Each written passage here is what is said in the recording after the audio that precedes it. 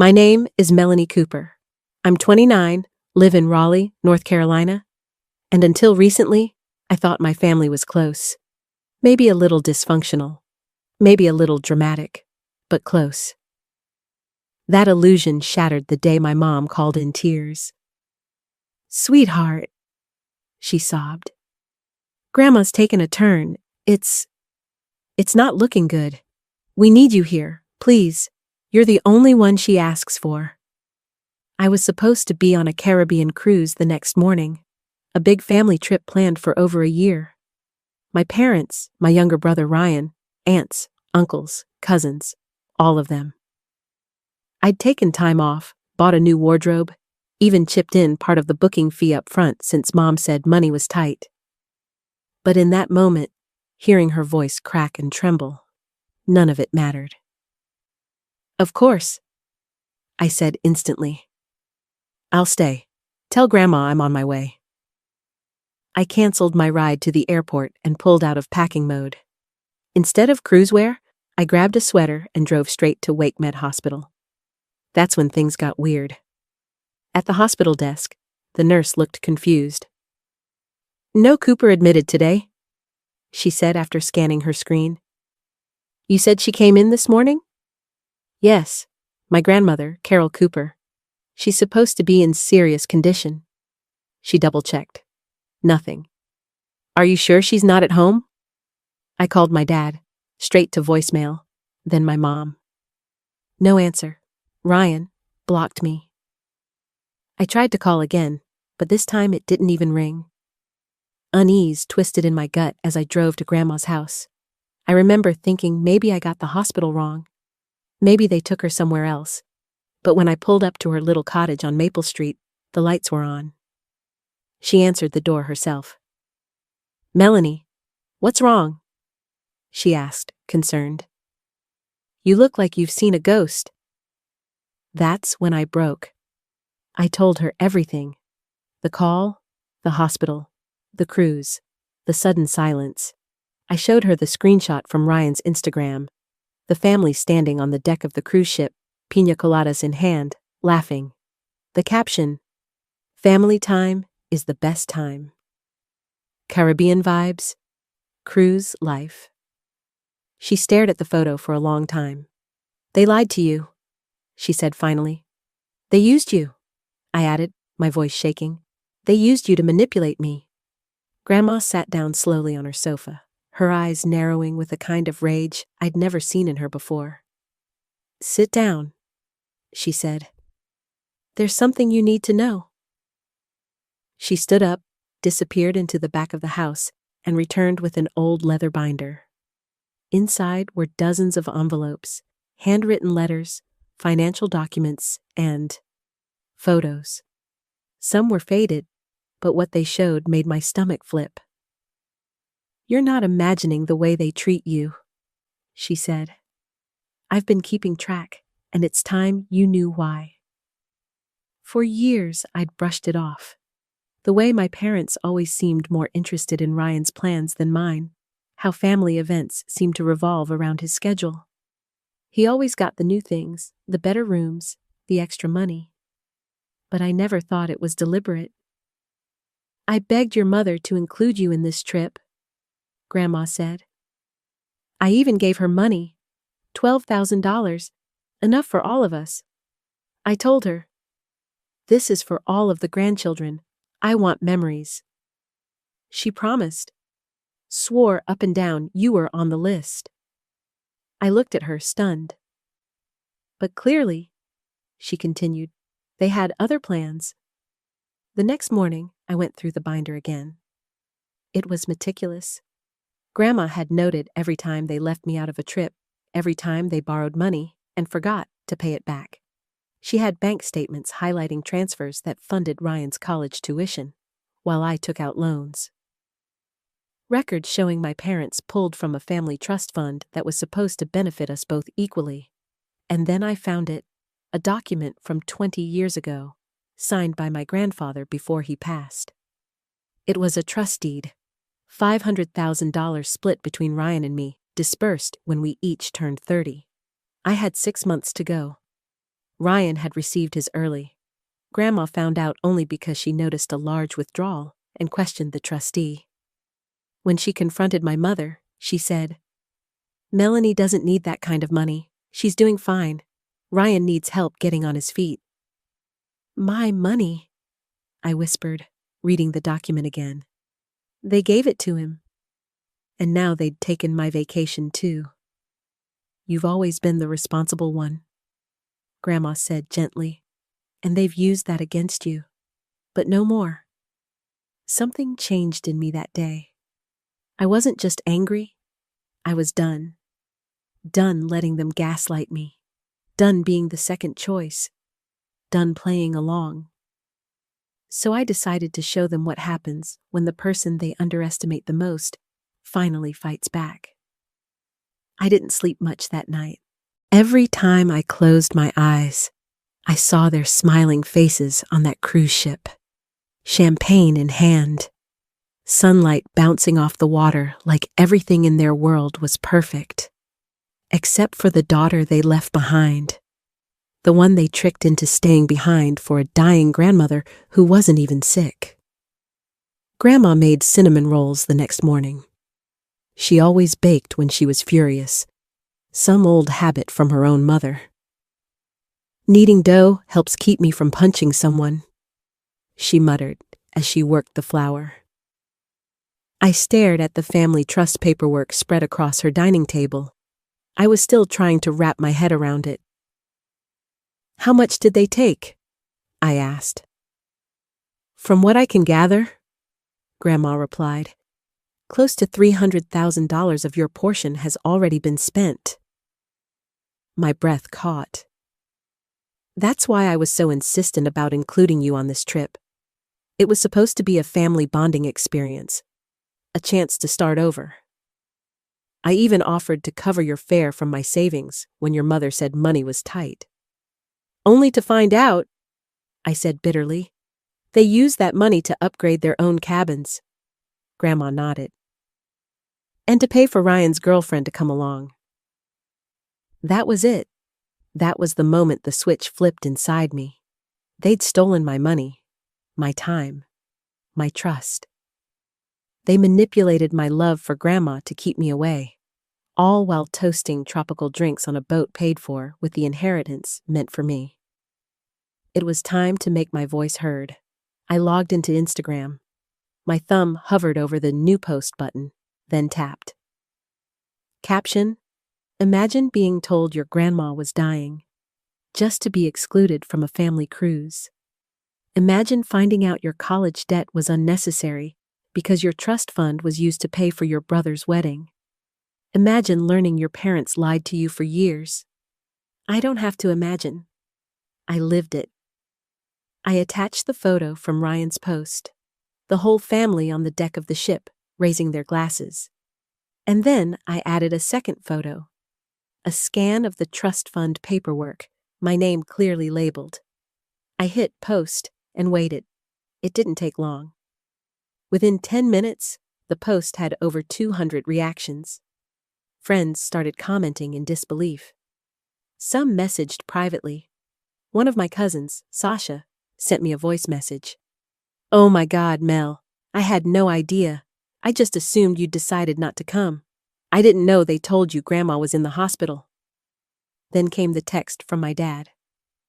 "Dad, take that post down right now." I didn't answer. "Dad, we are a family. We don't air dirty laundry in public." Still no response. Then he called.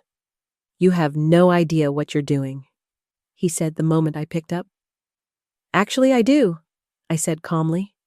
"You lied. You stole. You tricked me using Grandma. I have every right to be angry." "We did what we had to do. You're always so dramatic." "No, I'm always so reliable," I interrupted. "That's the word you're looking for. You knew I wouldn't ask questions if you said Grandma needed me, because you knew I'd care." There was silence on the other end. Then his voice turned cold. "If you keep this up, you'll regret it." That line chilled me, but I didn't let it show. "Regret?" I said. You don't know the meaning of that word, but you will. I hung up. Grandma was sitting on the couch with a folder in her lap. He threatened you, didn't he? She asked. I nodded. He'll come after me next. Let him, she said firmly. I've got records, documents, witnesses. Your Aunt Lisa knew about the trust. She was suspicious years ago when your mom asked her to co-sign for Ryan's college loans, but never mentioned needing help for yours. You think she'd speak up? I know she would, especially after seeing what they did to you. That evening, I drafted an email to the trustee named on the original documents.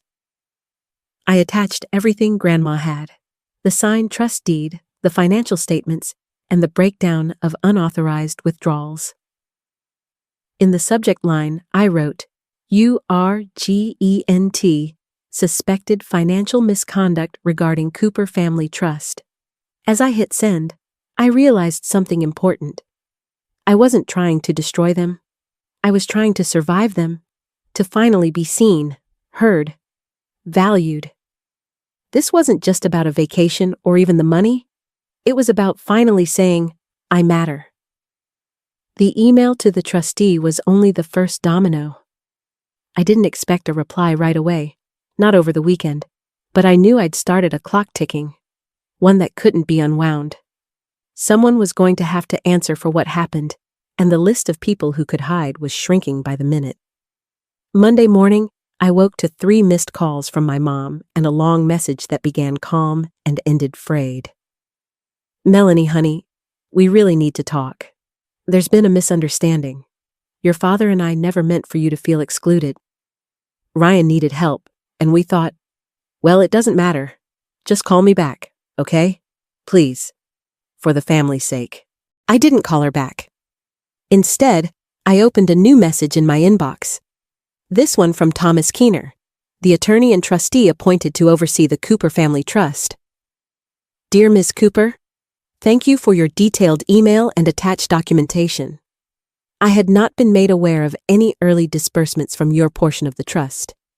What you've described is serious and warrants an immediate audit of the account activity. I've also forwarded this information to our fiduciary compliance officer. You'll be hearing from us within 48 hours. My heart pounded. Grandma leaned over my shoulder, reading the email with me. That's the first real blow, she said quietly. They're not going to recover from this easily. Later that afternoon, I got a DM from Ryan's girlfriend, Sabrina. Hey, Melanie, I know you're mad and I don't blame you, but I didn't know what your mom and dad had told you. I thought you just bailed on the cruise. If I had known the truth, I wouldn't have gone. I'm so sorry. I believed her. Sabrina had always been kind to me. She was a dental hygienist, pretty quiet, and not one to stir drama. But she'd become a part of the family unit fast, especially since Ryan proposed.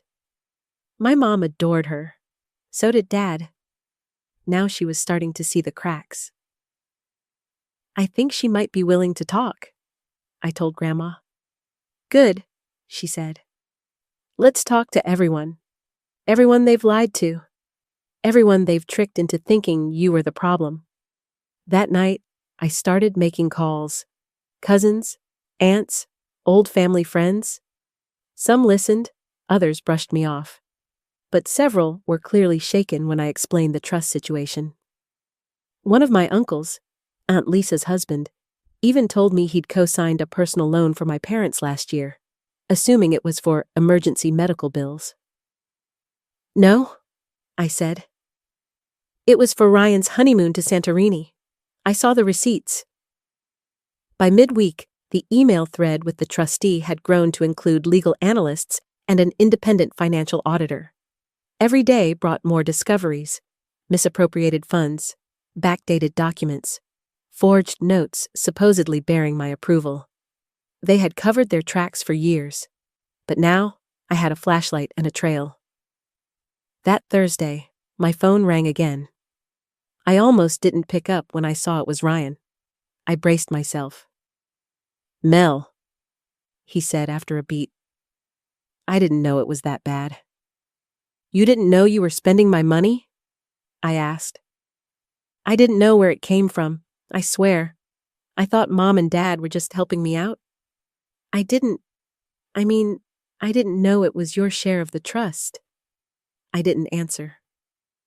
I know it's too late, but I'm sorry. He sounded genuine, but part of me wondered if it was guilt or fear now that lawyers were involved. You should talk to the auditors, I said. Tell them everything. That's the only way to fix any of this. He paused. They told me you were just being vindictive. They also told me Grandma was dying, I said. So maybe think about who's really lying here. We hung up. 2 hours later, I got a call from the trustee's office. Ms. Cooper, we've concluded our preliminary review. Your parents have siphoned an estimated $312,000 from your portion of the trust over the past 7 years. The funds were funneled through multiple channels: college tuition reimbursements, travel expenses, even home renovations, all documented as support for dependent children. You were never notified. No authorizations from you exist. This is a breach of fiduciary duty. We are preparing a formal legal complaint. Would you like us to pursue charges? I felt breathless, but not shocked. Yes, I said. Pursue everything. That night, Grandma and I opened a bottle of wine. She had tears in her eyes, but not from sadness, from relief. You finally have proof, she whispered. No more gaslighting, no more pretending. I'm done pretending, I said. They wanted to leave me behind on that ship. Let them drown in their lies. By Friday, the story had spread, not just in whispers within our extended family, but through group chats, email threads, and even a few friends of friends who reached out after reading my original Instagram post. One of my high school classmates messaged me saying, I always wondered why you seemed like the odd one out at school parties your mom hosted.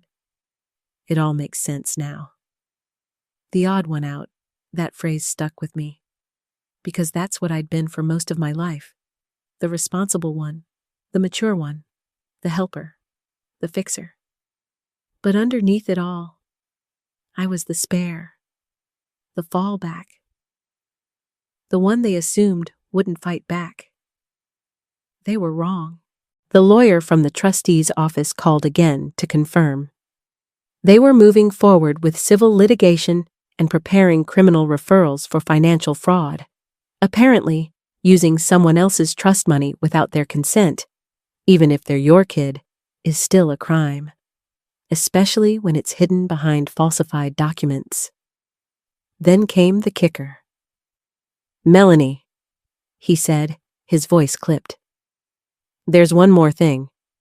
During the audit, we uncovered several attempts by your mother and father to reassign future earnings from your trust, as recently as 2 weeks ago. What does that mean? I asked, though I already felt the answer knotting in my chest. They were trying to withdraw what little was left, likely in anticipation that you might come asking questions. In other words, they weren't just trying to keep me off a cruise. They were trying to disappear with what remained of my inheritance. That night, I went to Grandma's with printed copies of the full report. She sat at the dining table flipping through them, her face unreadable. After a while, she said, I should have stepped in sooner. No, I said. You tried. You gave them a chance. And they spat on it, she finished for me. She took a deep breath and reached into a drawer. I was going to wait until your 30th, she said, but I think this belongs to you now. It was a small, locked box. Inside, wrapped in felt, was the family necklace, a single emerald stone in an old gold setting, the one that had been passed down to firstborn daughters for 3 generations. I'd assumed my mom had it. She had, until she tried to gift it to Ryan's fiancé. Grandma had taken it back without a word. I've watched you carry so much weight, she said, placing the necklace in my palm. It's time you carry something that was actually meant for you." I didn't cry. I thought I would, but I didn't. Because by then, I was done shedding tears for people who couldn't see me unless they needed something. The next day, I got a call from Sabrina. "I think your parents are planning something," she said quietly. "Ryan overheard them talking about transferring money out of the country. Something about an account in the Cayman Islands." I almost laughed. Of course they were. Of course the people who tricked their daughter out of a cruise and robbed her blind would also try to flee the country. It was the perfect metaphor. They'd already tried to sail away once. This time, they were hoping to never look back. I passed the tip to the legal team, and that's when everything finally blew open. On Monday morning, officers from the Financial Crimes Unit arrived at my parents' house with a search warrant. Ryan, who'd returned home early from the cruise, called me in a panic. "They're taking boxes out of the garage," he said. "Files, documents, even the home computer." My mom called me next. I almost didn't answer. "Why are you doing this to us?" she screamed. "After everything we've done for you." "You mean the lies? The theft? Or the time you told me Grandma was dying just to keep me off a cruise you paid for with my money?" She was silent. "You made me feel like I was crazy for years," I said. "But now everyone sees it. The neighbors, the family, even the courts." "Don't do this," she whispered. "We're still your parents." "No," I said. "You stopped being parents when you decided to rob your daughter blind and gaslight her to her face." I hung up. Later that afternoon, I received confirmation. Charges were being filed. Multiple counts. Trust misappropriation, falsified financial documents, attempted wire fraud. They weren't going to jail immediately, but their assets were frozen. Their accounts locked. Their planned escape foiled. That night, I sat on Grandma's porch watching the sun dip behind the trees. "You did it," she said softly. "You exposed them." "I don't know how to feel," I admitted. "I'm relieved, but also empty. I never wanted any of this." "You wanted to be seen," she said. "That's not too much to ask." The breeze was warm, the air quiet, and for the first time in my life, I felt like I wasn't carrying it all alone. The trial didn't happen overnight. These things never do, but the fallout began immediately. Within 2 weeks of the financial crimes investigation, the court issued an emergency injunction freezing all Cooper family trust accounts. My parents' assets were placed under review. The cruise line even refunded a portion of the family's trip after learning it had been funded under false pretenses. They didn't do it out of guilt, just PR damage control. Ryan moved out of my parents' house and cut off contact for a while. He sent me one last text. "I'm not asking for forgiveness, but I never wanted this either. I just didn't ask questions, and now I see where that got us." Sabrina quietly left him. She told Grandma the whole situation scared her, not just the legal mess, but the entitlement, the manipulation, the lies they justified with a smile. It took about 4 months for the civil case to begin moving forward in earnest. During that time, the trustee's office continued auditing the accounts. The final tally was worse than expected. My parents had funneled over $350,000 of my portion of the trust into everything from Ryan's private education to their kitchen remodel, vacation homes, and family emergencies that turned out to be Ryan's credit card debt. When I saw the number on paper, I felt hollow. "Imagine what you could have done with that," Grandma said gently. "Student loans paid off, your own home, travel, security." "I don't need to imagine," I replied. "I just need to make sure this never happens again." And so, I took control, not just of the remaining trust money, which the courts ensured was returned to me, but of everything. I worked with Grandma to establish a new fund under my name, with guardrails that protected it from any future manipulation. I hired an independent financial advisor. I created a will, the first one of my life, ensuring no one would ever take from me again without consequence. And then I did something bigger. I started a nonprofit. It was Grandma's idea, actually. Over tea one morning, she said, "There are other Melanies out there. People whose own families gaslight them, manipulate them, steal from them, and call it love. Maybe it's time someone built a space for them to land." So I founded Second Shore, a support organization for people recovering from family-based financial abuse. We partnered with legal clinics and therapists, providing free consultations and community forums. I gave my first public speech 2 months later in front of a room of 120 women and a few men, all nodding, all recognizing themselves in my story. I didn't cry when I told them what happened. I didn't shake. I stood tall and said, "They left me behind on a ship they thought would sail away without me. But I found my own ship, and I'm steering it now." The applause was deafening. Back home, Grandma framed the article the local paper wrote about the launch. It hangs in her hallway, next to a photo of my grandfather, the man who'd created the trust in the first place. "He'd be proud," she said, "of what you built, of how you rose."